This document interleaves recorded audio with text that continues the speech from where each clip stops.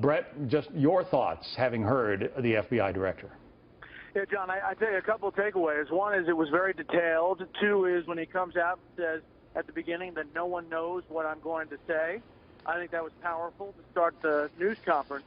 What he did, and you were just talking about it there, was lay out the recklessness of the email and the fact that there were 7 chains of email that dealt with top secret SAP classified material, the highest level.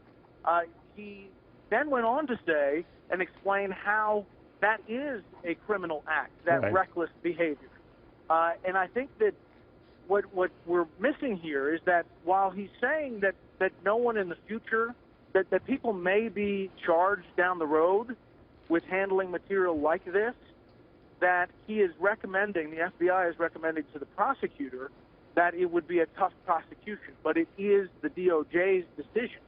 I think this is still a political hot potato for not only the Clinton campaign, but also the DOJ. I think in the end, they will pass and say it's the recommendation of the FBI not to prosecute. But it still shows this recklessness, and it also shows that no matter how it was marked, it still was really a reckless decision to handle the classified material like that.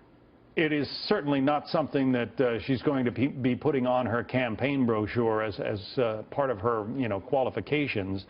I'm sure the Clinton campaign will try to distract people from it, say, look, the FBI found nothing, and there's Hillary Clinton right now appearing live at a campaign appearance. We don't expect her to address this announcement from the FBI director, but she is out on the campaign trail right now.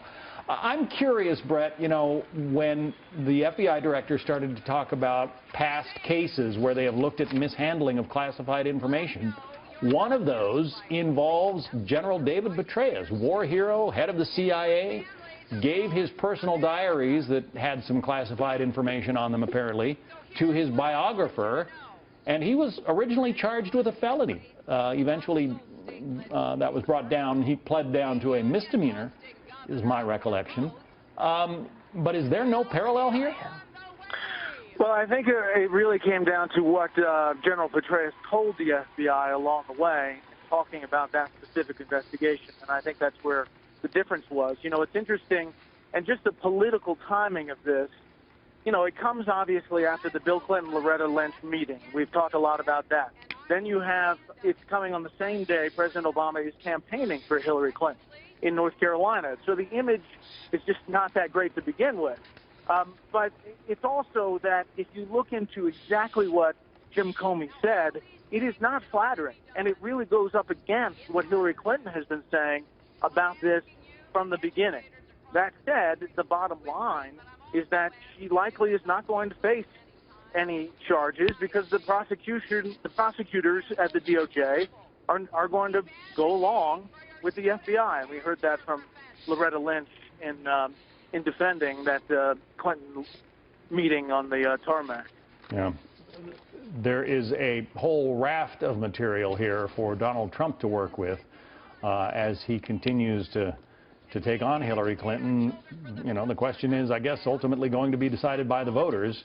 The FBI director seemed pretty clear in saying that she mishandled the information, and as he mentioned, some of the work emails that she was supposed to have turned over may be gone forever. Here's the take, John, really quickly, is yeah.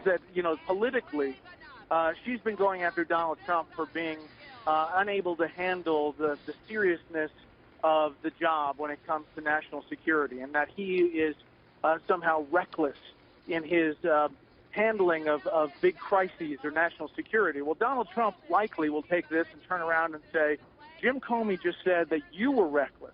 Now, you're not getting charged and you're not going to go to jail, but this is what the FBI director said. So expect either Donald Trump or some super PAC to use those words from that press conference in a political sense. Brett Baier, much to talk about tonight on Special Report. We will see you then. Brett, thanks very much. Thanks.